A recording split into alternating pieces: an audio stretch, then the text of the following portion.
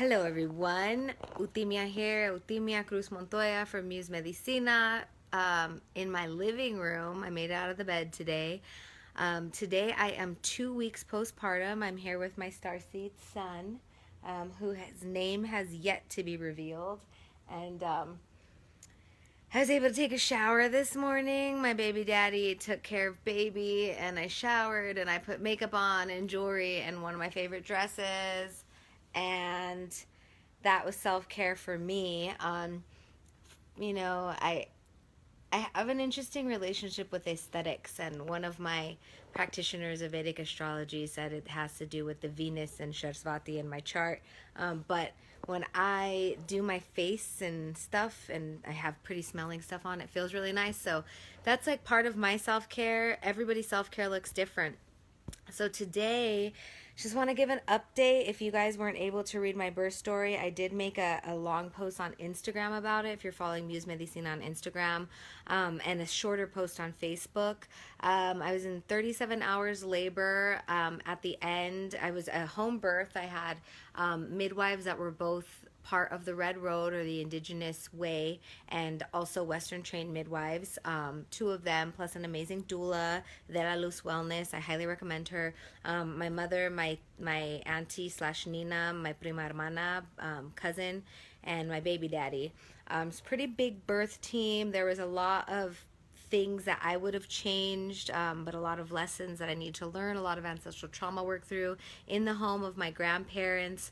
My partner and I processed through a lot of that ancestral trauma, recounting the story of my great grandmother and her sister and their stuff.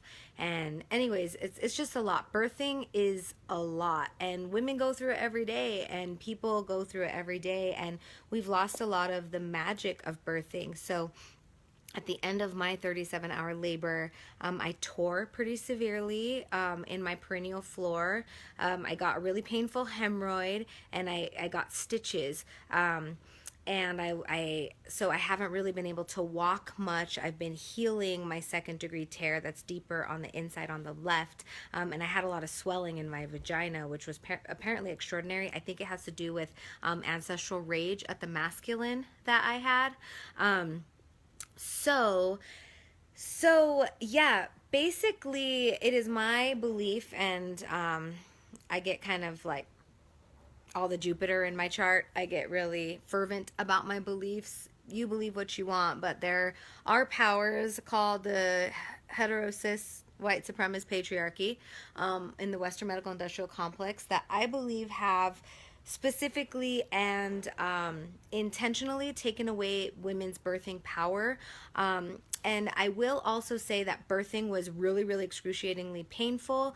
We're taught to resist pain instead of surrender to it. Part of the labor process is really giving yourself permission to take the pain and surrender to the pain. But if we are taught that we can't, then we won't. And the power that comes with birthing life through your body. I made a human in my body, and he's healthy and he's perfect. I didn't go to the MD once during my entire pregnancy. I haven't been to the MD in over 10 years.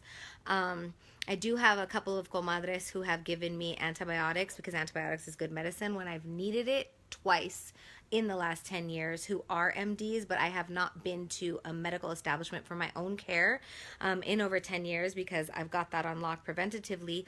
But my midwives, when I started bleeding out after my 37 hours of exhaustive labor, did give me Pitocin and Cytotec, which I am grateful for.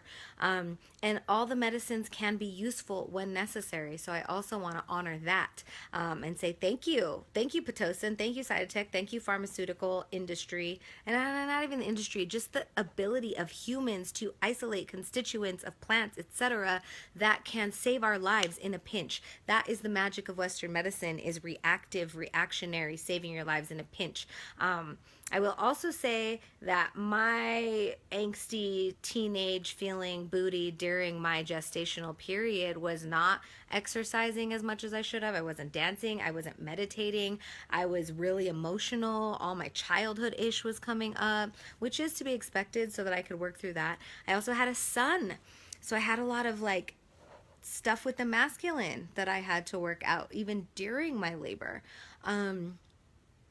So that said, man, so much like you go through 9 months of building a human in your body, depleting your own core jing or your essence, and then you give birth to a human. And I must have, I don't know how much blood I lost, but it was a lot. My man said that when we got the placenta out, which is really cool, his placenta that usually looks like a tree of life, ours looked like two.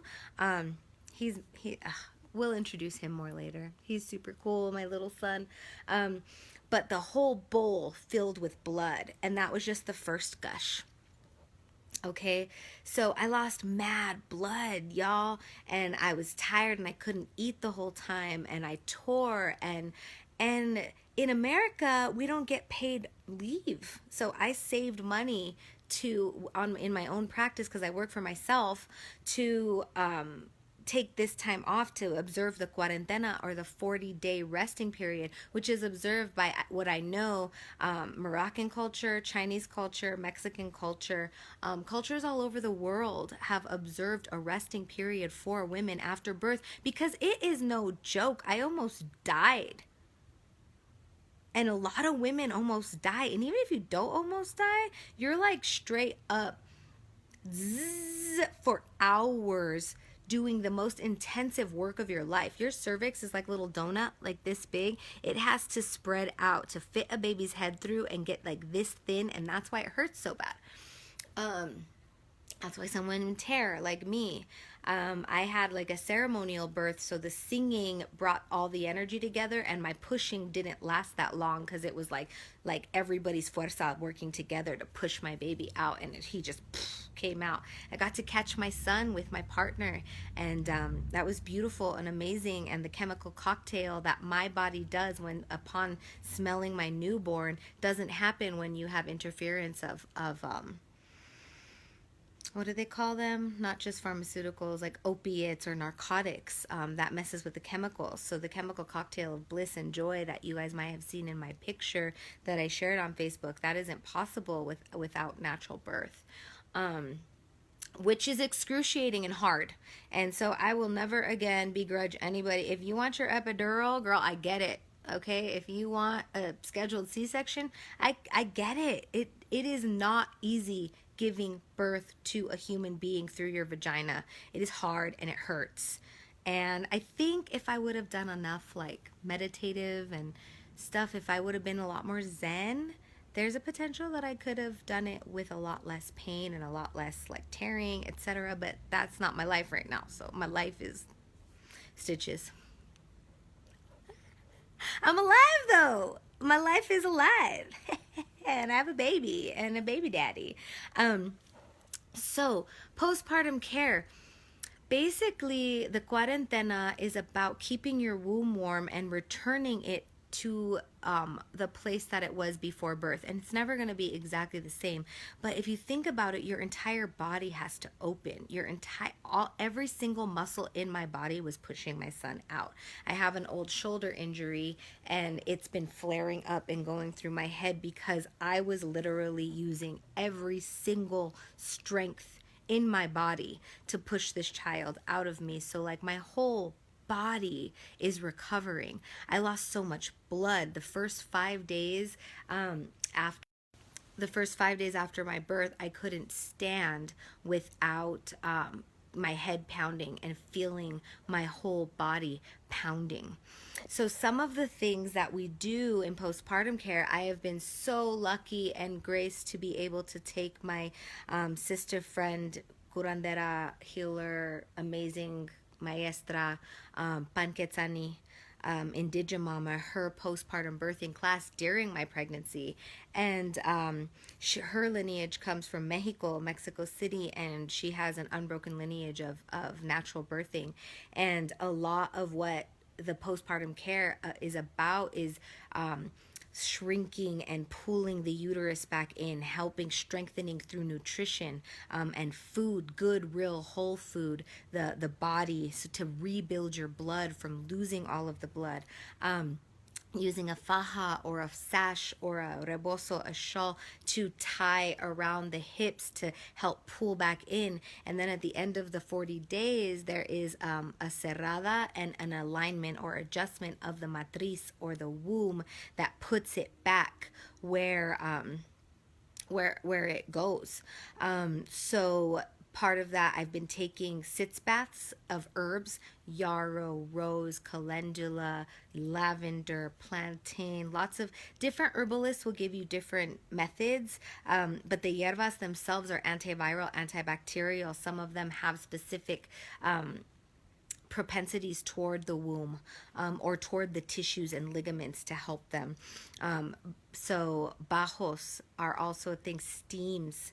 So you do sitz baths and steams, and then the steam goes up into the vaginal canal, and just a lot of laying around. You don't realize how much you use your pelvic floor. Like when you get up, when you sit down. Sitting, I can't really sit. Like I'm leaning on one sits bone right now.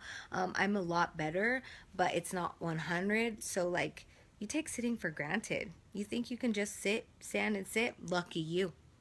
Lucky you. Look at me over here. I'm like rolling over to get up. I can't even pick up my baby by myself yet. Maybe from the bed, but that's not even advised.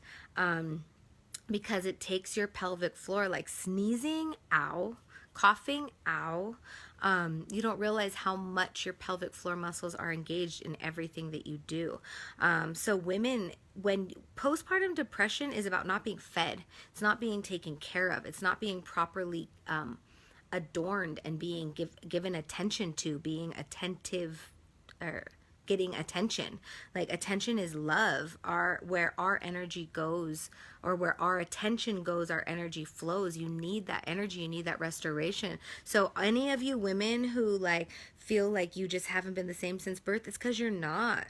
Okay, so you need to be gentle with yourself, and we need to start demanding as a public, and as a people. And I don't really trust politics. I don't think politics is the way to do that. I don't really know how to do that. I work for myself, so I could take this time, but I gave deals and I did classes and stuff before my birth so that I could save money, and I'm so lucky to have a partner who can help me with this. But we need this time. We need this time to rest. I need this time for my pelvic floor to heal. I need this time to regain the blood. One of my best friends cooked me a steak yesterday, and she's a vegetarian. That's love. That's love. I needed a bloody steak to help rebuild my red blood cells, doctrine of signatures, and it was delicious and amazing, and I felt my body it right up because I'm still building my blood. So yeah, man, I got a meal train. Shout out to the homie Adam Brock for putting that together. And just lots of herbs and internal herbs too. Nettle, red raspberry leaf, a natural iron building the blood. I want to do a special shout out to women, and if you're a man and you're called, or you're transgender, gender fluid, we need postpartum doulas. We need people who can help honor the new mother and help care for the new mother, so that our society is great. If you're not in a good way and you're caring for a newborn, frustrations get taken out on that newborn. Negligence might happen. I know my grandma talked about leaving the kids to cry in the crib, and she didn't know what was wrong with them. But in that era, in the 1950s and 60s, that was a twilight era. There's been a whole takeover by the medical machine, by the heterosis white patriarchy, that has taken away our traditional birthing practices, and taken away a mother's power, a mother's warrior power to birth, and then a mother's deserving of restoration after birth. It's not okay. It's not okay. So there are people like Panquetzani, Indije Mama, hashtag Indigimama. I'm going to hashtag her. There are people, there's another Maite, the womb doula. follow these people. Like there's one of my comadres, a doula, came over and did a Thai style belly binding on me and an Ayurvedic style hot sesame oil massage. And my body just, like that sesame oil, it's like my body just absorbed it for the nutrients in it because my body lost so much. Yeah, I can't emphasize enough the need for women to be nourished and loved on and taken care of and taken the time postpartum. And this is from experience. This is from also as a clinician. I have women come in with incontinence, with prolapsed organs, both urinary and fecal incontinence, with like lack of energy. If you think about your whole body opening and this downward movement, you're going to be, that's what a cerrada is for, to close up the organs, to close up the bones, because your entire essence and being is open because you went to the spirit realm and brought back this being and brought them through to the material world. So we need the closing. A lot of women are just seeping energy out, or like nothing's ever been the same again. So there are people who are doing womb massages and stuff. In Chinese medicine, we do a lot of lifting of the qi, a lot of nutritional care. This is very necessary to maintain the health after birth. And this is a lost art, specifically in America, and I don't think it's an accident, okay? Because the patriarchy wants to keep women subjugated. And if a woman holds the key to birth, that's life. We hold the key to life. And that, if that's not scary for the patriarchy, I don't know what is. So yes, I understand like surgery saves lives. And yes, I understand like epidurals are really nice, but like honor the fact that we are warriors that go to battle and bring life. And the power that comes with that. I'm a changed woman. I'll never be the same again. And I went there. I went to the other side, guys, and I'm back. And something shifted. And if every woman could feel that power, the patriarchy would have a lot less power. I got an attitude. So does my son. My son has an attitude. Wow. So thanks for watching. Wow, birth portals. You guys have any specific questions? Let me know. If you want to go follow my page, Muse Medicina. Sorry about these. These babies are huge. My milkshake bring all the boys to the yard, and their life is just okay. I'm delirious. Time to eat lunch. Many blessings.